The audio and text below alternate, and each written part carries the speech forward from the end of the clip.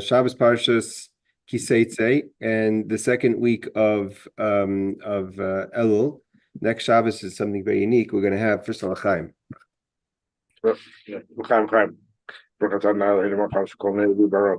Amen. So we're going to have something that's very unique this year.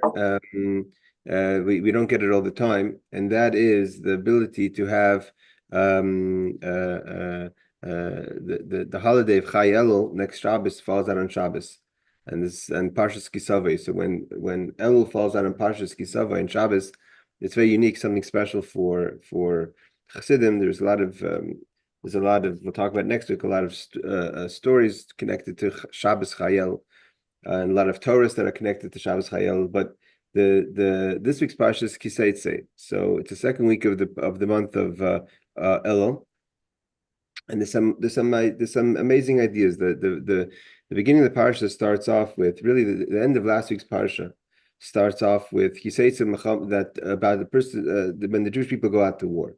And when the Jewish people go out to war, there's made last week he went through the strengthening the encouraging words they hear from the Kohanim, from the high priest, and the encouraging words they hear from the people that are considered the shotrim, the police, so to say, that they're policing the situation to make sure that the right people are fighting in the right situation, and people who are fearful or have just got married or just bought a house and built a house. So the things that exempt a person from fighting, and what things exempt you totally, and what things you still have to participate in the war effort, so to say. So that's the ending of last week's parsha. But this week's parsha goes into really the idea of the laws of Yifat Torah, which is a very interesting halacha. The halacha of Yifat Torah is what happens to the soldier in battle. So you have, where Klal Yisrael is engaging the past better part of 10 months. We're almost a year now engaging in battle, all on many fronts and from many areas in Eretz Yisrael, and also it's not all in with armor, with physical armament, but in other places where we need strength. So the question is, what happens if a person falls vulnerable in the situation of battle, of war, and what happens? So it says if a person goes and he finds an attractive woman, Yifastar, a pretty woman. And so the simple law is that Dibur Torah Geneged Yetzer Hara. The Torah says, okay, this is going to happen. Yetzer Hara exists, and where there's a Yetzer Hara, there's going to be temptation. And because of that, so the Torah is kind of trying to navigate the situation of temptation. And therefore, there's the laws of Yifat Torah. You have relations with her, you bring her home, and if you want to continue with the relationship, so she has to go through a process of 30 days until she becomes available to you so you can marry her. But there's certain also protection that we give to this young woman, that if you don't want to marry her, she's not your servant, you send her home with gifts, etc.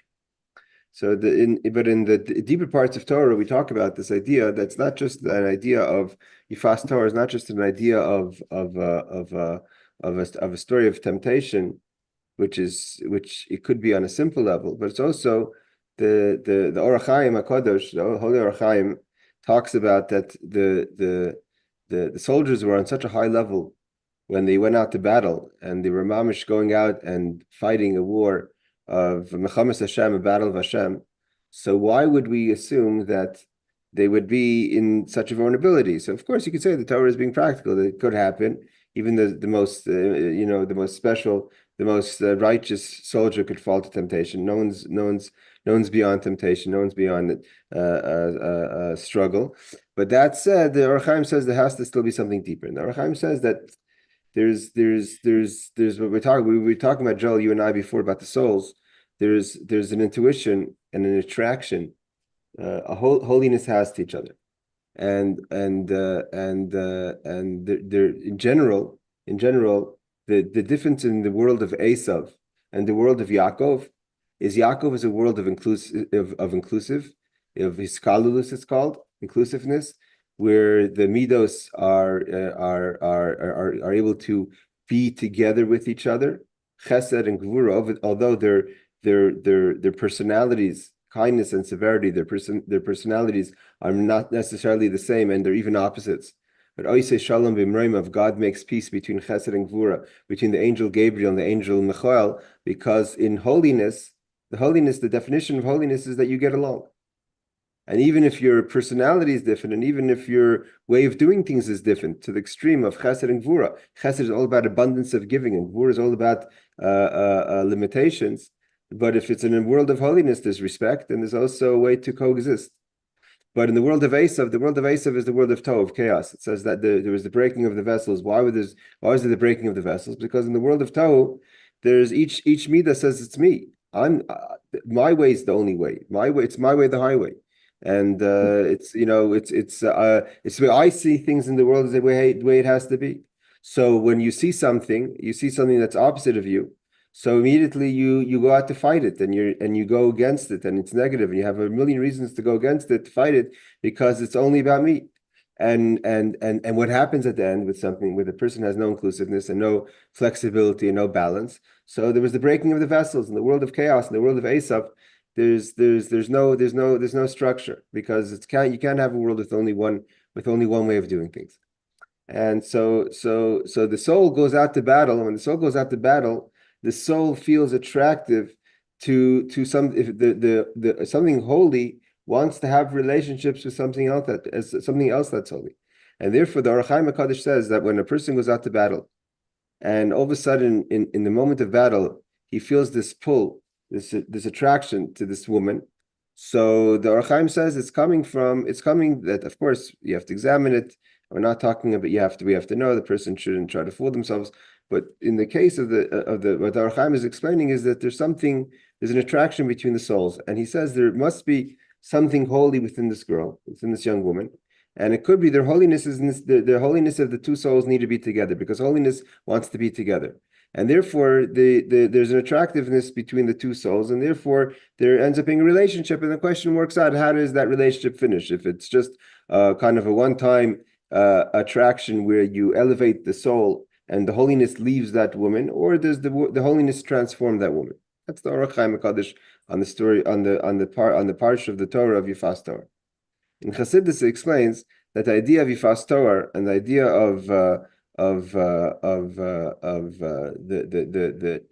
going out to battle is not only talking about where there's two people, where there's the person and there's the young woman, and you're finding attractiveness to the young woman. It's all talking about within the person themselves. The battle sometimes is within, and the enemy sometimes is within, and the other side that's different from you is another part of you.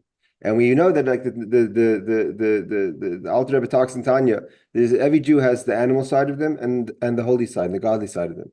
And you have, like it says later in this week's Parsha, it talks about a person who has two wives, and one he loves and one he doesn't love. And that's also talking about, the Alter Rebbe says, the holy soul, which is one wife, and that's one you love. You want to be connected to holiness, and you have the part within you that is not holy, and that is the animal soul that's pulling you to do animal types of things and to behave like an animal. So you have to. So the Torah says a person may think that you totally mistreat the wife that you don't want to have relationships with, that it's causing the wife that you hate. And Torah says you're not allowed to behave that way, and you're not allowed to disinherit her children, and the first children or the firstborn, they get double portion. The same thing over here. You have that we don't hate our animal side, we elevate our animal side. So when we go out to war, similarly, so we have alei vecha, we have to have Hashem's strength that we're over our enemies.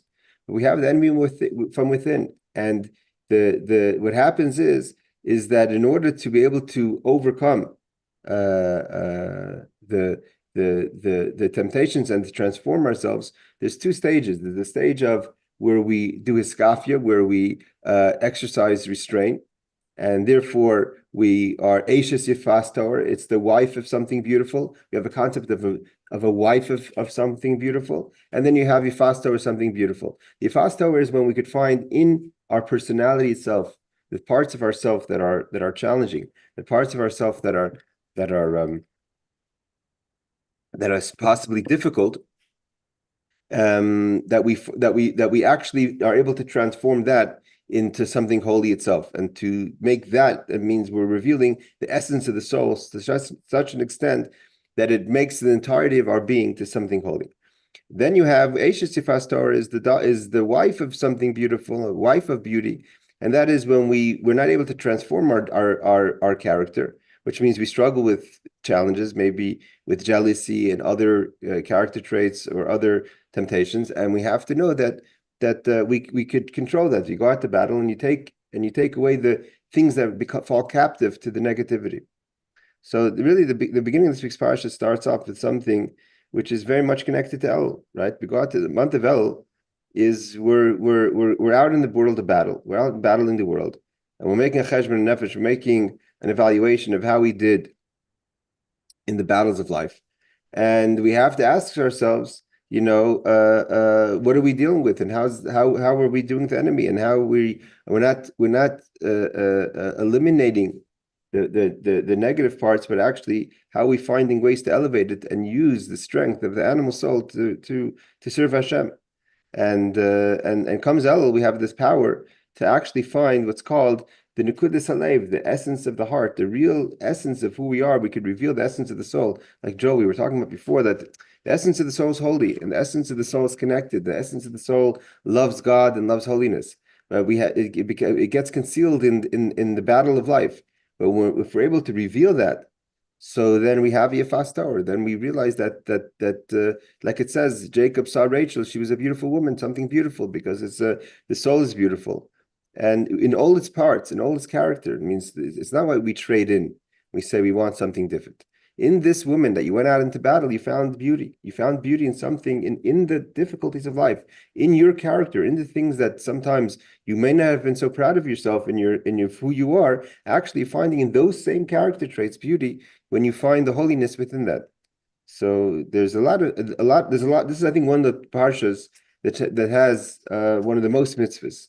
There's so many mitzvahs over here. It talks about there's the mitzvahs of, we learn about the mitzvahs of tzitzis. We learn about the mitzvahs of tcheles. We learn about the mitzvahs of a person. The famous verse Ki Adam Eitz Hasada. That was last week's parsha. We learn about the verse of when a person has to be hung after, if God forbid there's a case of a capital punishment.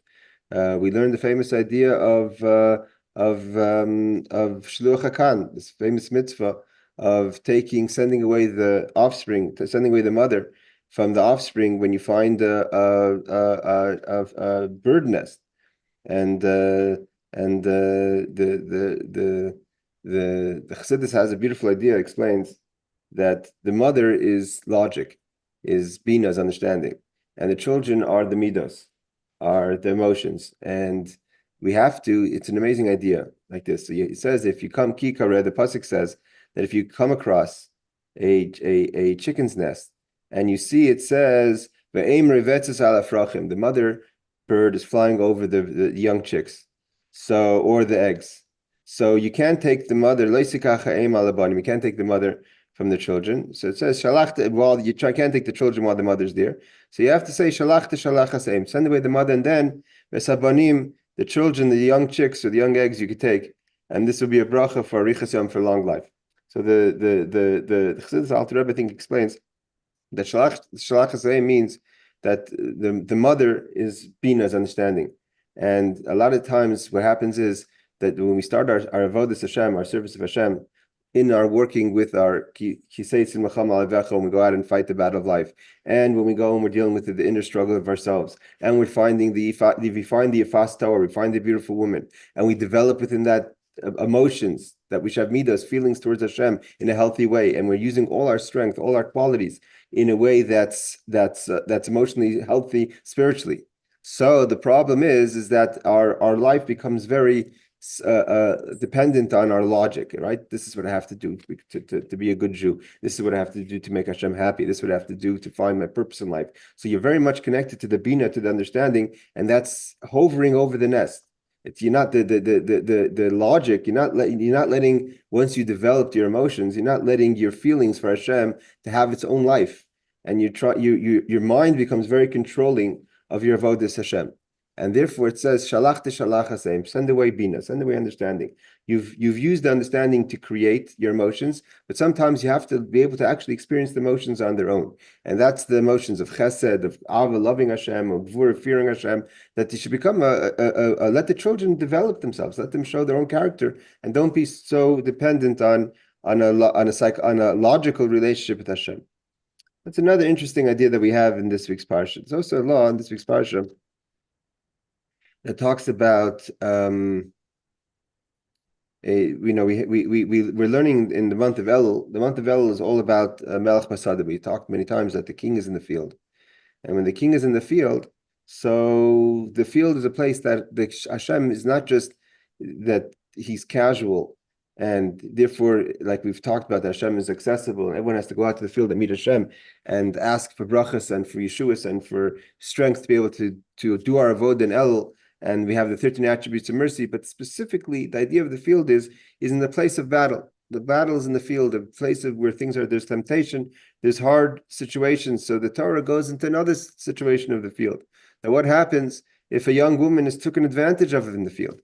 And so it says that the young woman cries out. The ayin, and sometimes a person that we're talking about, we're not talking about that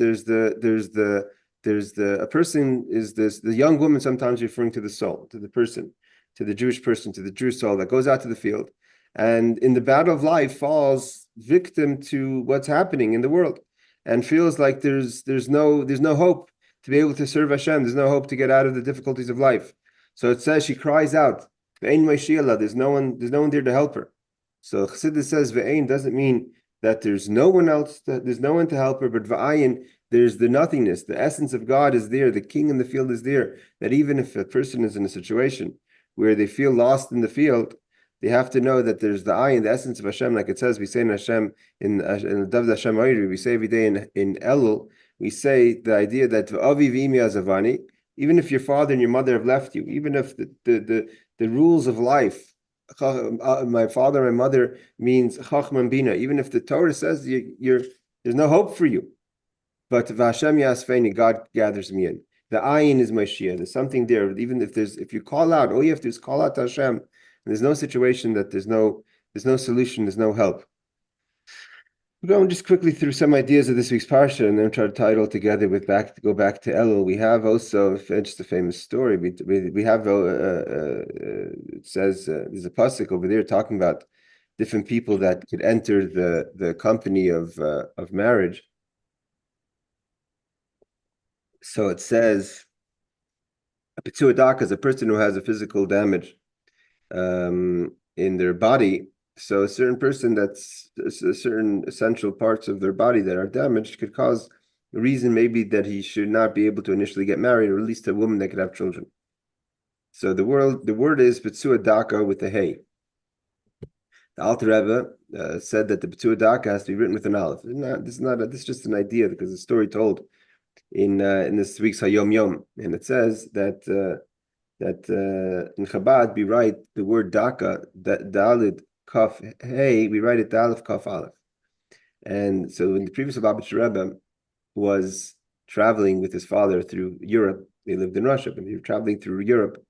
He was in the city of Prague, and the previous Rebbe went into the city of Prague, and he heard that he knew that there's a tradition that the Maral Shul, that's called the Altnai Shul, which Altnai means old new, or Altnai, the conditional Shul, but it's definitely the old Shul of the Maral of Prague, that there's a Sefer Torah there, that the Kabbalah has it, that the tradition is that Sefer Torah was written by Ezra or checked by Ezra, Sofer, which he was the one who brought the Jewish people back from exile in the first temple to the second temple, and he was a scribe. And the Torah that was over there they only take it out once a year on Simchas Torah, and it's always rolled to Shema Yisrael. And the previous Rebbe took out that Torah and rolled it down to Teitzei, and he checked, and it says Petzuadaka with an aleph, like the Alter Rebbe said. And also he found that the Friedrich Rebbe also found the second Sefer Torah, I think in Worms, that was written by, the tradition was it was written by the Maram in Rottenburg, and who ended up dying in prison. And I think, I'm not sure if this is the Torah, but this tradition We have the famous story that Rabbi wrote a Sefer Torah while he was in prison with miraculous ink and parchment, and he put it out through the window of the prison, and the Jewish community has that Sefer Torah. I think people say the Sefer Torah now is in Eretz Yisrael, maybe in Tveria. And he also, the previous Rebbe, found that Torah and opened it up and found that it says Petzur Dak with an aleph. So just this interesting story that's connected to something that's in this week's Parsha. Hello, Pinchas, doing a short class here. Chaim. So we'll also learn about a very interesting law that we spoke about in other times, but I want to bring it down in this week's Parsha. It says about different peoples that can't join the Jewish fold. It means that you shouldn't marry them. Now, a lot of these laws don't apply today because the original peoples that lived in countries are no longer the original the people that lived once upon a time. Meaning to say, once upon a time, when Noach came out of the Teva, right? Noach comes out of the Teva. He had sons and daughters, and they built communities and families. And a lot of these countries that end up being Mitzrayim, right? Everyone says Mitzrayim. Mitzrayim is a person. Mitzrayim was a son of Cham, or a grandson, and he was a person. He started a nation. Midian, Moab, these are all people. These are all peoples that we know who they were, and they started. Edom is Esau. Bnei Yisrael are from Yaakov. Canaan is a person. Greece is a person. These are also those. So the actual countries were peoples that started their own, went off to their own part of land and started a country. And the people that lived there, it wasn't like today where you had immigration and mixed societies. People traditionally lived where they came from. That was their peoples. So the people of Midian were the descendants of Midian. The people of Moab were descendants of Moab. The people of Edom were the descendants of Esau. That's what it was. Later, what happened was, towards the end of the first temple, there was Sancherib, the king of Assyria, came, and he said, no longer are people going to be the people no one's going to have claim to any kind of origin. He mixed up society. He wanted everyone to be mixed up. And therefore, the Egyptians are not the descendants of Mitzrayim, and the people living in Greece are not the descendants of Greece. I mean, pretty much he mixed up the entire civilized world. And therefore, it's not just like a folk tale, but halachically, the Rambam says, therefore, a lot of the prohibitions, for instance, the Torah talks in this week's Parsha, what happens if a convert comes from an Egyptian family? The Torah says they have to wait a few generations in order for those peoples to be able to marry properly into the Jewish people. And there's certain people that can never marry into the Jewish people. God says, I don't want this family, and we're not going to marry into this family. And even if they convert, we're not talking about Gentiles, but even if they convert, there was the ruling, so much so that King David is from Moab, right? Who's King David's grandmother? It was Ruth. We all read about Ruth on Shavuos, in the story of Ruth, in the book of Ruth, and she goes how her mother-in-law and father-in-law were from Beit Lechem, and they leave Beit Lechem in a time of famine, and they go to Moab, and their sons marry young princesses. Obviously, they converted them to Orpah and Ruth married to the two sons of Naomi. And when Naomi's husband passes away and her sons pass away, her and her two daughter-in-laws, Orpah goes back and becomes the grandmother of Goliath, the tyrant, and Ruth goes back and marries Boaz, and starts the seed of David, right? The seed of Yishai comes from Ruth, and Ruth's descendants are David, the Mashiach. So, but she was from Moab, and this week's Parsha it says clearly, Lo yavoy amoini u'mi'avi b'kal Hashem. I never want someone from the peoples of Ammon and the people of Moab to come to join the Jewish people. And so the people called David a Moavi. They heckled David. They said to David, the Torah says we don't want the Moab people amongst us. And look, your grandmother's from Moab. But the law was, it says Moavi, the males, not the males couldn't enter, not the females. But that they said that's already the fine print. The peoples who are looking to hackle said that's the fine print. Don't confuse me with the facts. It says no one from Moab and you're from Moab. It says that when Shimi ben Gera cursed David HaMelech, it said that he called him he said he gave him Kilani, he cursed me in Klala Nimretzes. And Nimretzes means a very severe curse. And the Gemara says, what did he say? Everyone wants to know. David said to Shlomo, he gave me a severe curse. So but what did he say? Everyone wants to know, what did he say? So, a lot of times we say, this person said something horrible to me. Okay, but what did he say? What did she say?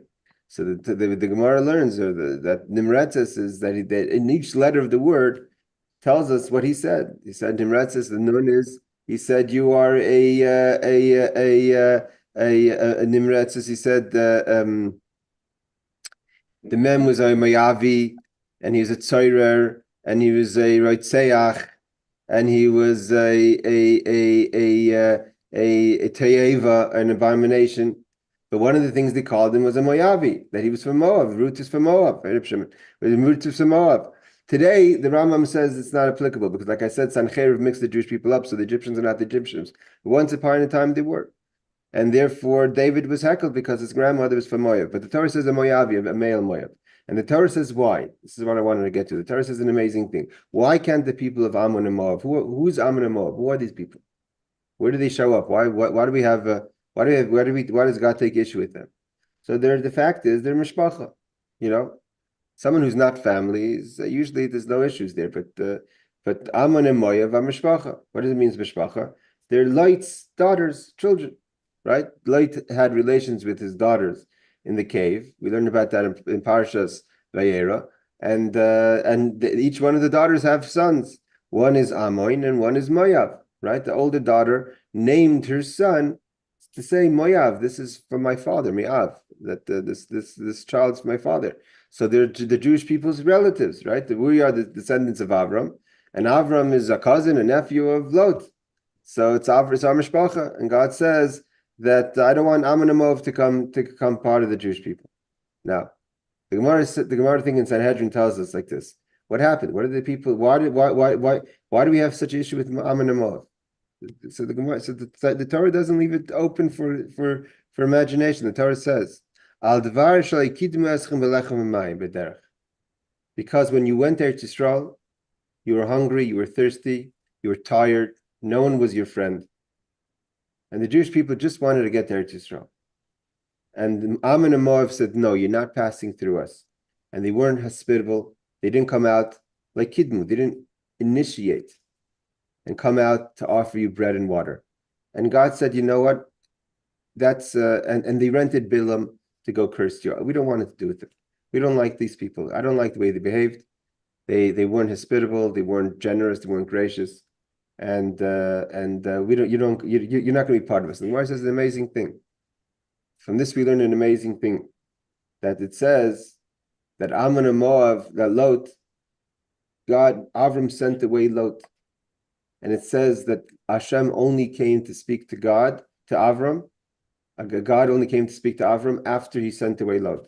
Why? Because God didn't like Lot, didn't like Lot's behavior, didn't like Lot's personality. And only when Lot leaves Avram does Hashem come and talk to Avram. Right? So we see there was a distance. There was a richuk.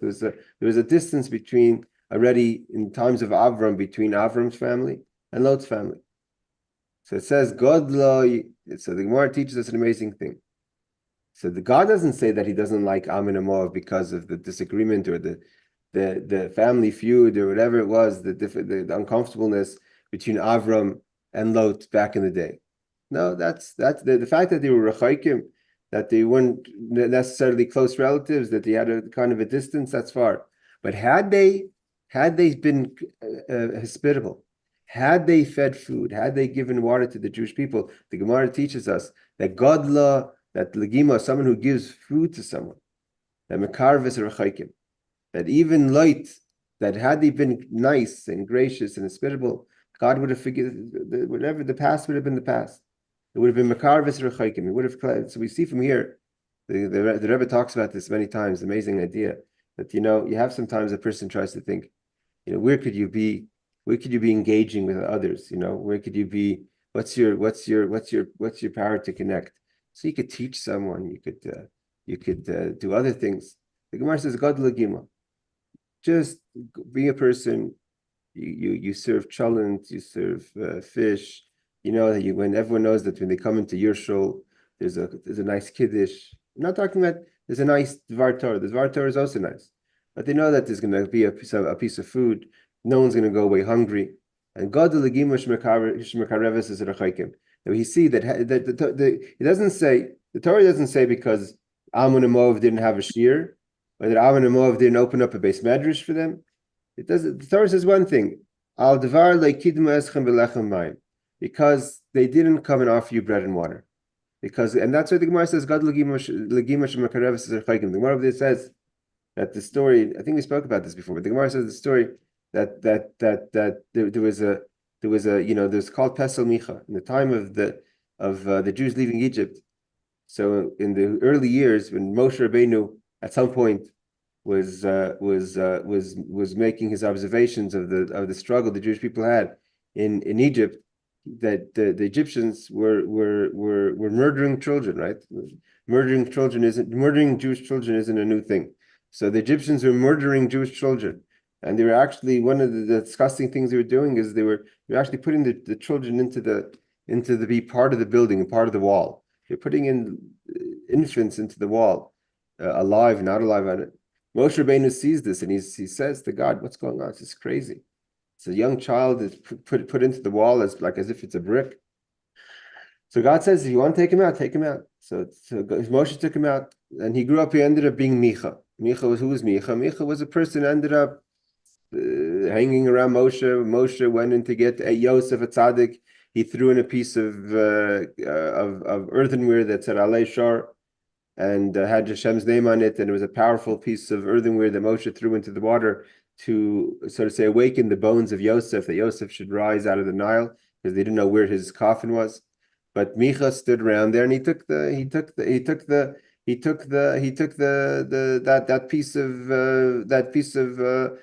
piece of earthenware, and he threw it into the fire by the golden calf, and that was the power that made the golden calf be this kind of live kind of entity that people serve. Also, he took a pestle. He took with him. He took out idols, and it went with him throughout the desert. The Jewish people were traveling in the desert. And this guy Micha, who was taken out of the wall by Moshe, had idols, and he later came to Eretz Yisrael and opened up a place of avodah zarah. And it wasn't that far from the shul. It wasn't that far from the Mishkan. And the Gemara says that he had his pesel Micha, and he had his here we had the Mishkan, and this was offering sacrifices, and there they're offering sacrifices, and the smokes were mixing together, and the angels saying, "What's going on? Let's destroy Pesel Micha, destroy the whole. How can you have this the smoke of the karbonos to mix with the smoke of the avodah zarah?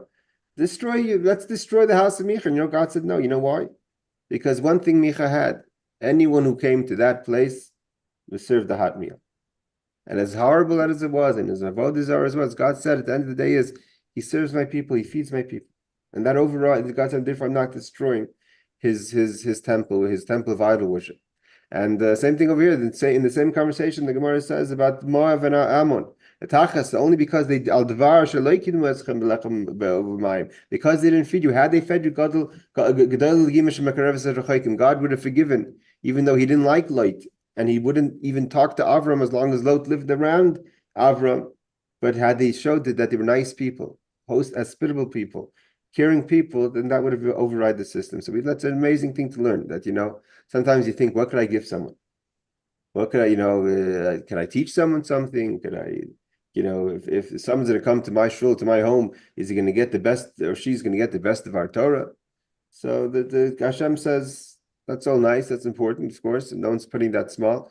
But at the end of the day is, if you give someone warmth, you clothe someone, you feed someone, you give someone to drink.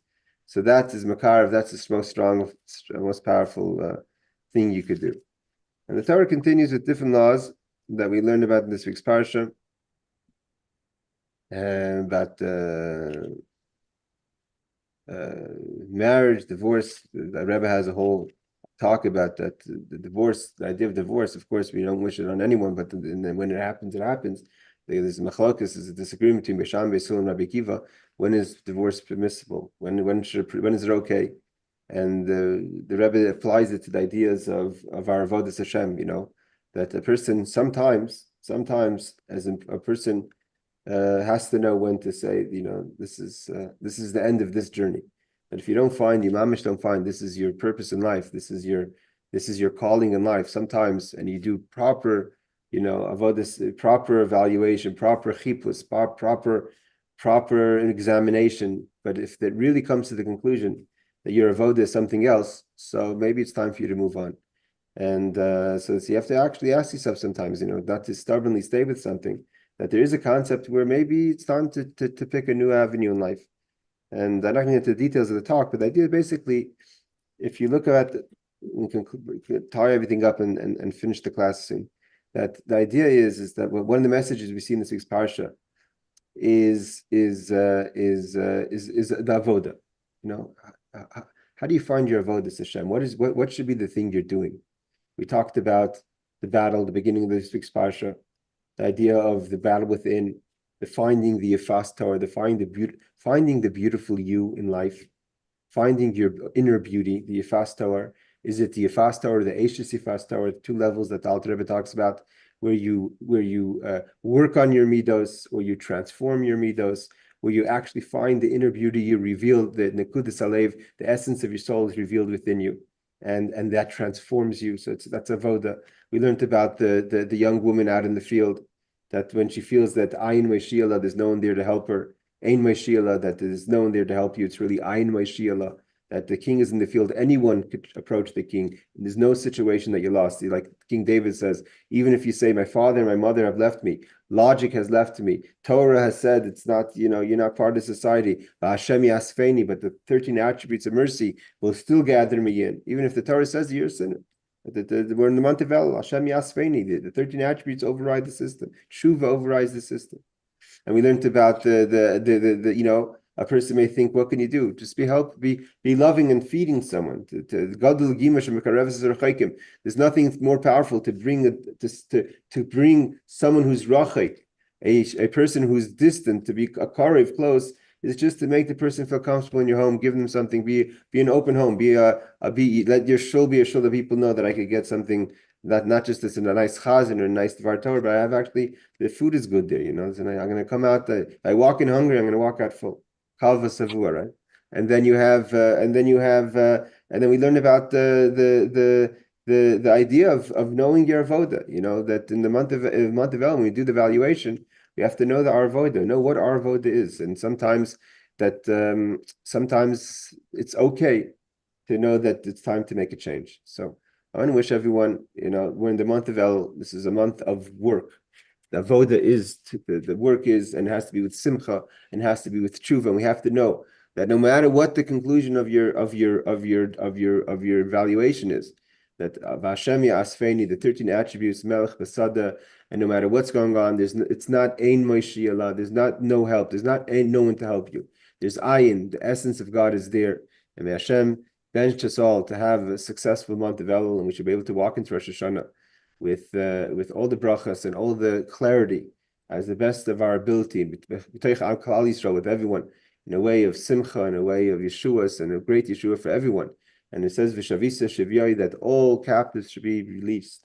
And everyone, mamish, but we saw this week the conditions that our brothers and sisters currently, as we speak, are sitting nevach, being held captive. Don't take the pasuk out of its literal translation. Let our people go. And we should be able to celebrate together with Mashiach, B'Karv, B'Shabbos, L'chaim. B'Shabbos. I'm assuming Matthew says he's still in Spain, so he's not going to be in shul, but I assume there's a minyan, and of course, Gadol Legimash and Mekareves is Archaikim. I'm sure there's a Kiddush, and a warm Kiddush, and everyone should try to participate and come to shul and to be Mechazik the minyan, and have a strong Elul. Laila Tov and good Shabbos. Take care. Thank you, Rabbi.